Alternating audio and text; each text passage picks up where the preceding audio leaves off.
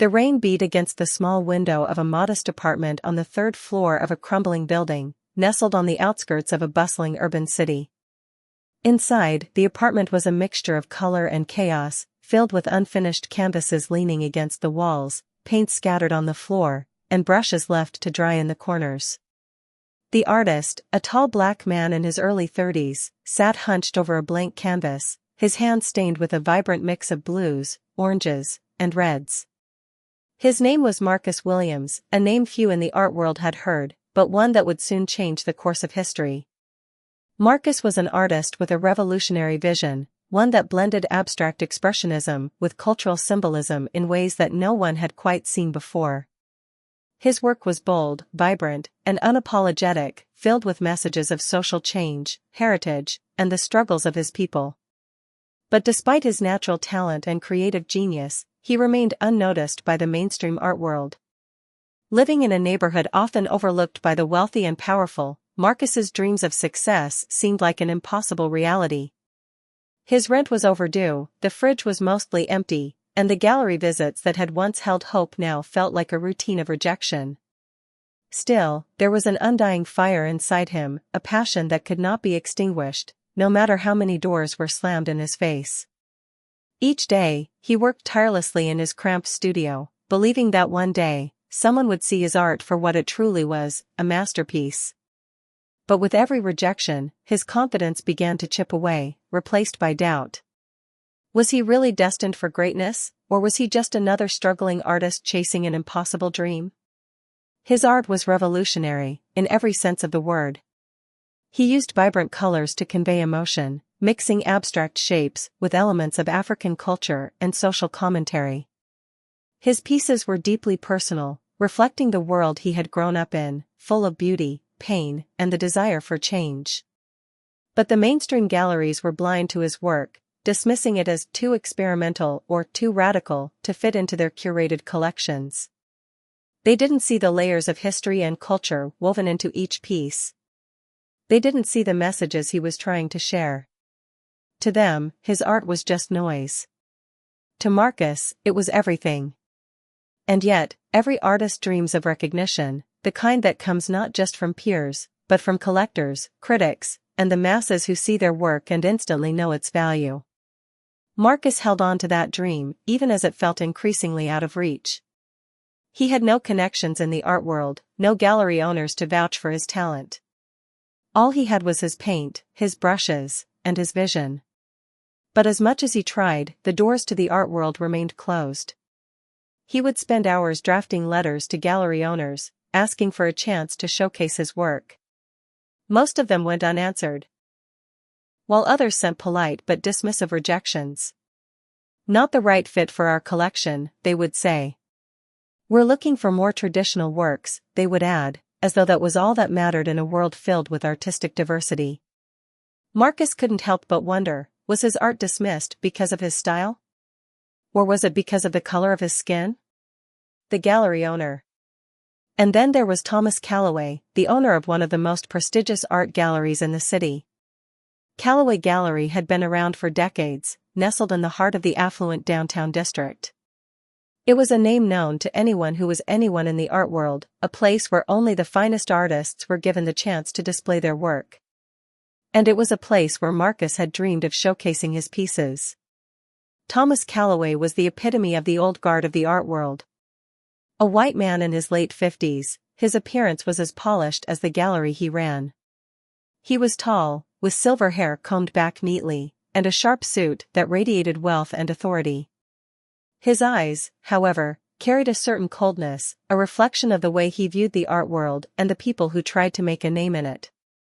He had built his reputation on curating traditional, classical art, showcasing established artists who could guarantee sales. But when it came to new, unconventional voices, especially those from marginalized communities, Callaway's interest was minimal, if not non-existent. To Thomas Callaway, art was a business first and foremost. His gallery featured the works of well-known painters, sculptors, and photographers, artists whose names had already been etched into the annals of art history. He prided himself on his ability to pick the next big thing, but only if that thing fit his vision of what art should be. Anything that didn't adhere to his narrow standards was cast aside, often with a dismissive remark or a subtle gesture that suggested it wasn't worth the space it occupied. So when Marcus first approached Calloway's gallery with his portfolio, the response was predictable. Calloway barely glanced at the artist's work, dismissing it with a wave of his hand and a snide comment. "This isn't the kind of thing we display here," he'd said, looking down his nose at Marcus. "Too unrefined. You should try one of the smaller galleries in the back streets. Perhaps they'll appreciate this experiment." Calloway couldn't be bothered to look deeper into the layers of Marcus's art. To him, it was simply a series of chaotic brushstrokes and jarring shapes, something that didn't belong in a prestigious gallery like his. And Marcus, in his worn jeans and a simple t-shirt, didn't seem like the kind of artist who could belong there either. To Calloway, he was just another black artist trying to break through a world that wouldn't give him a chance. So he didn't.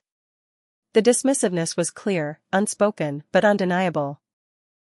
Months passed since Marcus Williams had been dismissed by Thomas Calloway. The rejection stung, but it was far from the end of Marcus's story.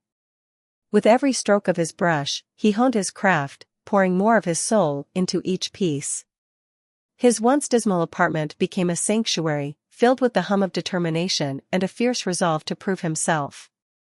Though still living modestly, Marcus had found a quiet community of fellow artists in the underground art scene. They recognized his unique voice and admired the depth of his work, even if the mainstream galleries remained closed off to him. In the meantime, the art world continued its march forward, oblivious to the rising star who was quietly shaping the future. Marcus's art slowly began to gain traction, first within niche circles of underground galleries and smaller art auctions. It wasn't much, just a handful of sales to collectors who were willing to take a chance on something different. But each sale was a stepping stone, each one a vote of confidence in his growing talent. Unbeknownst to Marcus, Thomas Calloway, the gallery owner who had dismissed him months earlier, was facing a different kind of struggle. The art market was changing. While his gallery had once been filled with the works of the most prestigious and sought-after artists, it now found itself with a dwindling roster of exhibitors. His once loyal clientele, the wealthy patrons who would purchase expensive pieces without a second thought, were turning their attention elsewhere. The world was moving on, embracing new styles, new voices, yet Calloway clung to his traditional approach. His gallery was in decline, its reputation tarnished by a refusal to adapt to the changing tides. In a desperate attempt to reinvigorate his brand, Calloway decided to host a high-profile event showcasing a blend of classic works and emerging new talent. The event was intended to attract the attention of both old patrons and fresh investors, offering something for everyone. The gallery sent out invitations to a carefully selected group of people, collectors, critics, and influencers from across the city. Among the guests were some of the most renowned names in the art world. It was, to Calloway's mind, a last-ditch effort to bring his gallery back into the spotlight. What Calloway didn't realize was that Marcus Williams, by sheer coincidence, received an invitation to this very event. A rising star in the underground scene, Marcus had recently been contacted by a small auction house to feature his work in one of their shows. This was a breakthrough for him, a sign that his art was finally being recognized for what it was. When Marcus received the invitation to the gallery's event, he didn't hesitate. It wasn't his usual scene, but it was an opportunity to step outside the shadows and into the spotlight, even if just for a moment. On the night of the event, Marcus arrived in the crisp, cold evening air. The gallery's ornate facade gleamed under the streetlights, and the buzz of conversation could be heard from the inside. A mixture of excitement and nerves swirled inside him as he entered. The room was filled with the kind of people who could make or break careers, affluent patrons with deep pockets, collectors with an eye for the next big thing, and critics whose opinions carried weight. As he stepped into the gallery, his heart raced. The walls were lined with familiar names, artists whose works were already considered masterpieces. But then his gaze shifted, and he saw Thomas Calloway, standing near the front of the room, chatting with a small group of guests. Calloway's demeanor was as polished as ever, his face framed by an air of smugness. Marcus hesitated for a moment, then approached the bar for a drink, keeping his distance. Calloway, meanwhile, had no idea who Marcus was. He didn't recognize the man in the simple black suit standing among the crowd. Marcus had changed since their last encounter, and his confidence had grown. His work had begun to attract attention in smaller circles, but he was still far from the mainstream. To Calloway, Marcus was just another face in the crowd, another artist who had yet to make a name for himself. Calloway was too preoccupied with the wealthy patrons and collectors in the room to notice the subtle transformation that was taking place. As the night wore on, Calloway moved around the gallery, introducing his latest discoveries to the guests.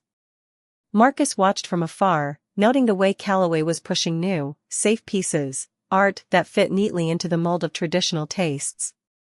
When Calloway's gaze met Marcus's, there was a brief moment of recognition. The slight narrowing of his eyes suggested a fleeting memory of the artist who had once approached his gallery. But it was quickly dismissed as Calloway turned to engage with a collector. "Ah, yes," he said, waving his hand toward a painting on the wall. "This one is perfect for your collection. You have an eye for these kinds of things." Marcus, now more self-assured, observed quietly from the sidelines. He wasn't angry, he had long accepted that the world was slow to recognize real talent. What mattered now was that he was no longer desperate for approval. He was no longer the artist begging for a place in the gallery world. He had built his own small following, and the art world was beginning to take notice, even if Calloway had yet to catch up. Unseen value. As the night continued, Marcus slipped into the background, unnoticed by most of the room. But that didn't mean his presence was unimportant. Far from it. His work had already begun to stir the interest of a select group of influential collectors. Auction houses had begun quietly bidding on his pieces, recognizing the raw talent and emotion that pulsed through his art. What Calloway didn't realize was that Marcus's works were now fetching impressive sums, far beyond the price range of what a new artist would command. Yet, despite the rising value of his art, Calloway remained blissfully ignorant. One of the event's guests, a well-known art investor from the West Coast, had already made an offer on one of Marcus's pieces at a recent auction. The offer was staggering, enough to make even the most seasoned collectors sit up and take notice. But Calloway was unaware of the quiet storm brewing beneath the surface. He saw Marcus as little more than an unimportant attendee, someone whose presence in the gallery was a coincidence, not a sign of future success. When the investor who had recently placed the bid approached Calloway, the gallery owner dismissed him with a wave. "Oh, you must be mistaken," he said with a chuckle. "That's just some young artist trying to make a name for himself. Don't waste your time with him. His work isn't the kind of thing we deal with here." The investor raised an eyebrow but said nothing, knowing that Calloway had no idea what he was talking about. "I'll keep that in mind," he replied coolly, turning his attention to the other pieces on display. Marcus, who had overheard the conversation from a distance, couldn't help but smile to himself. The irony was too much to ignore. The same man who had once mocked his art was now dismissing the very thing that had already started to change his life. As Marcus quietly continued to build his reputation, the world outside the gallery was starting to recognize his worth.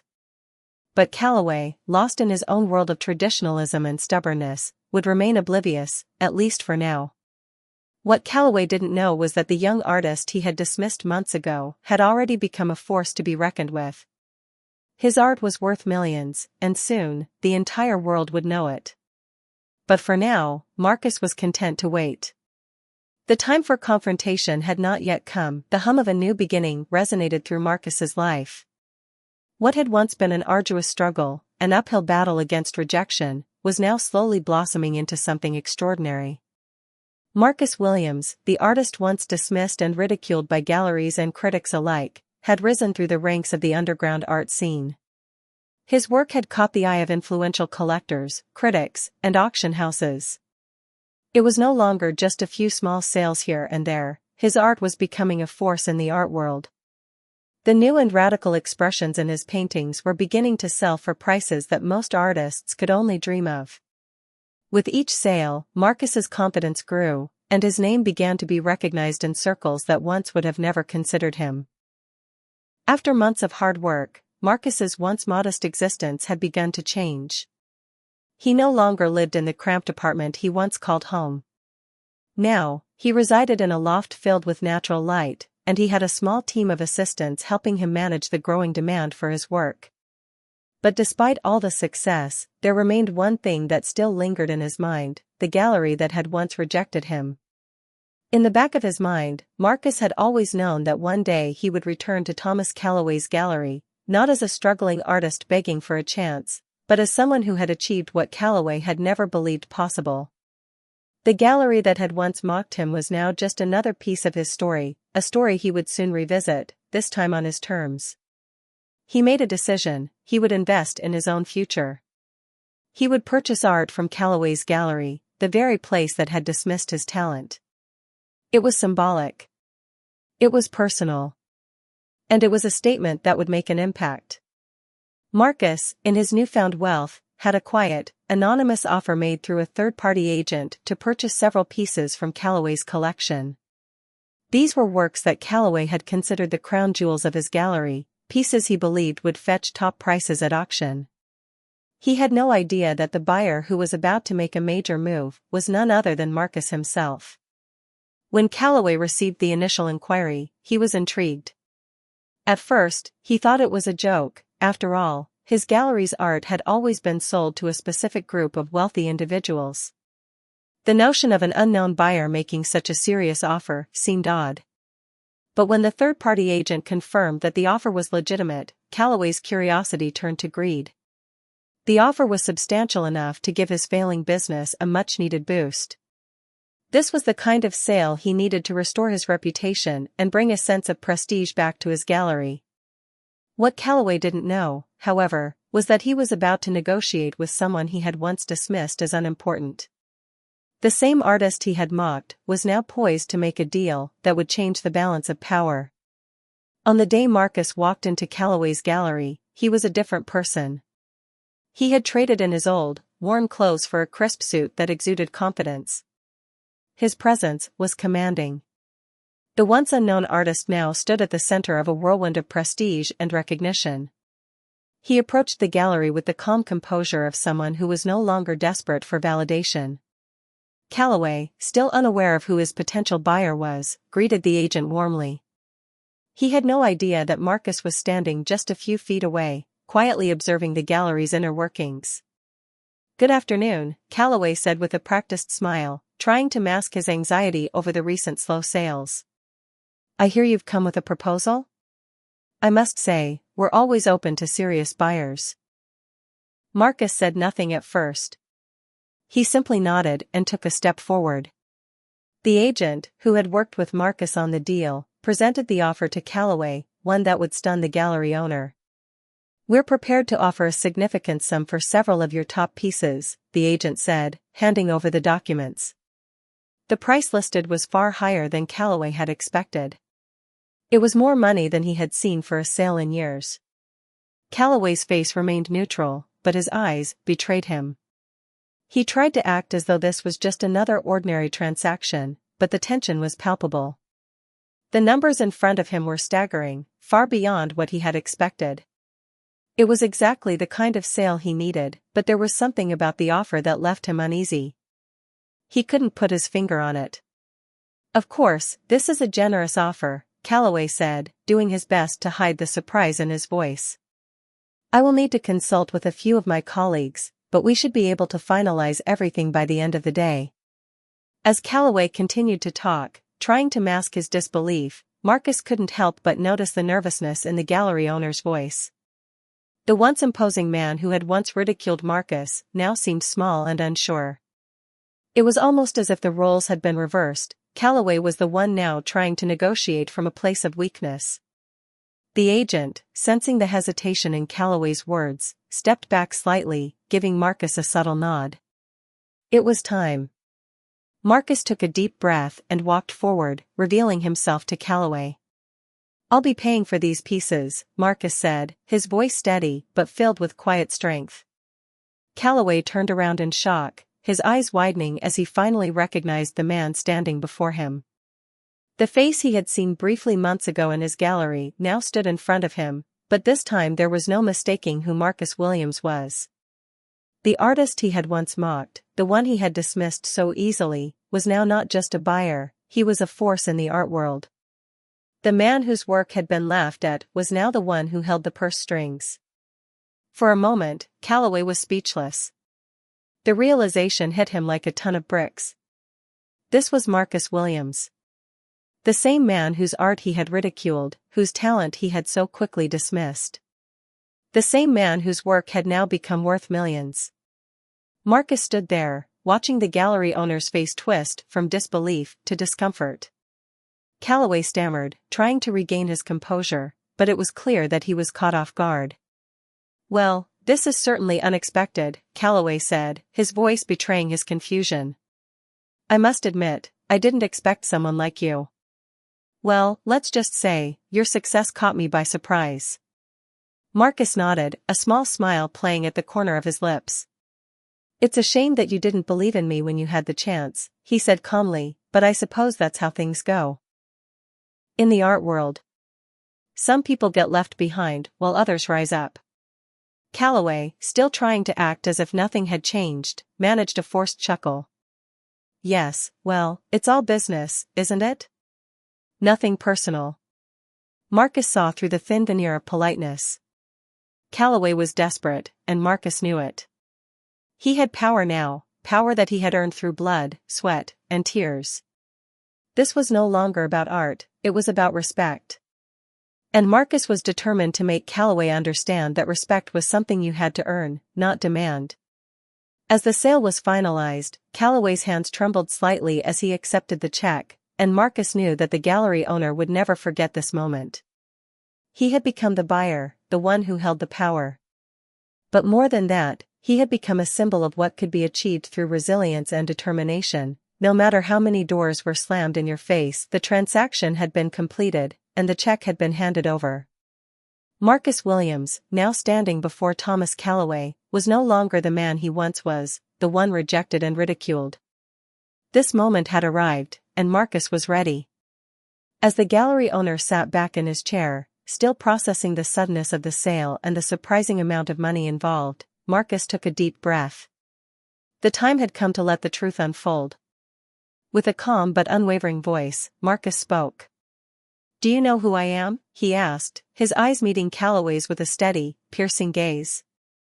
Calloway blinked, the realization dawning slowly. He looked at Marcus, then down at the check, and back up again, as though trying to piece everything together. For the first time, he seemed unsure of himself, caught in a moment of self-doubt. I don't think I understand," Calloway stammered. "You're..." Marcus interrupted, his tone firm but not unkind. "I'm Marcus Williams. The artist you once dismissed. The one whose work you ridiculed and rejected months ago." A heavy silence settled in the room, and Calloway's face turned pale. He was caught off guard, his mind racing to process the magnitude of the revelation.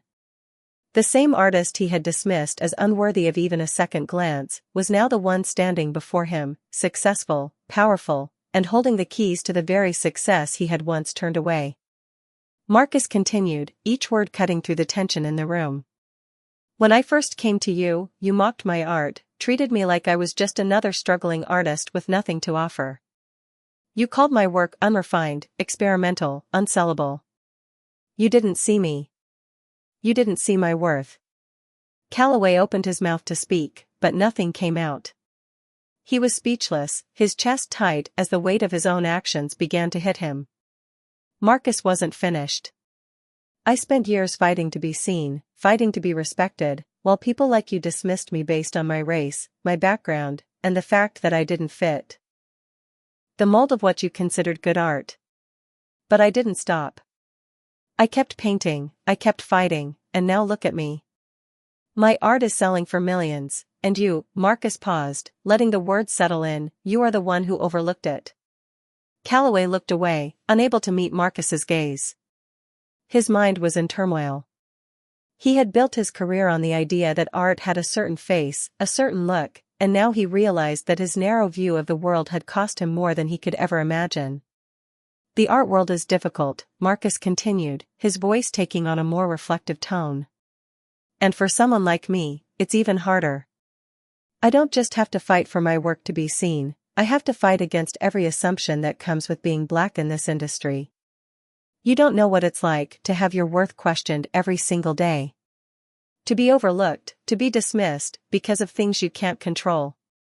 But I've never stopped. I've never let it define me. Calloway's face was etched with guilt, and for the first time, he understood the enormity of the mistake he had made. He had not just rejected an artist, he had rejected a person, a dream, and an entire culture. The gallery owner's apology. Calloway sat in stunned silence for what felt like an eternity. His mind scrambled to find words that could undo the harm he had caused, but he knew there was no quick fix. The damage had been done. Finally, after a long pause, Calloway spoke, his voice quieter than usual. Marcus. I am so sorry, he stammered. I see now that I was wrong. I judged you unfairly, and I allowed my biases to cloud my judgment. I didn't see your art for what it was, and I didn't see you for who you were. You were right to walk away from me. Marcus looked at Calloway, his expression unreadable. He had heard apologies before, empty ones, said out of obligation. But this one felt different. Calloway's voice carried the weight of regret, but Marcus wasn't sure if that was enough. It's too late for apologies, Marcus said, his voice unwavering. You've had your chance. And I've had mine. I don't need you or your gallery to define me anymore. Calloway nodded slowly, his eyes downcast. I know. I understand now, too late, but I understand. You were right. I was wrong. There was a moment of silence between them, a quiet acknowledgement of the past. The tension in the room was palpable, but Marcus had already made his decision. He no longer needed the gallery or the approval of those who once looked down on him. He had built his own path, and he would continue to walk it, regardless of who stood beside him. I've moved on, Marcus said, standing up. You may have had the power once, but not anymore. This is my world now. My art, my rules. Calloway watched as Marcus turned to leave. He knew that this encounter, this reckoning, was a moment that would change his life forever. Whether he would learn from it or not was up to him. But for Marcus, the apology was a formality. It couldn't erase the past, but it didn't matter anymore. He had found his own way. Marcus Williams had become a name that resonated through the art world. What had once been an uncertain dream had turned into a roaring success. His art was now worth millions, and his influence was spreading beyond the art scene. But Marcus wasn't content just to be a celebrated artist.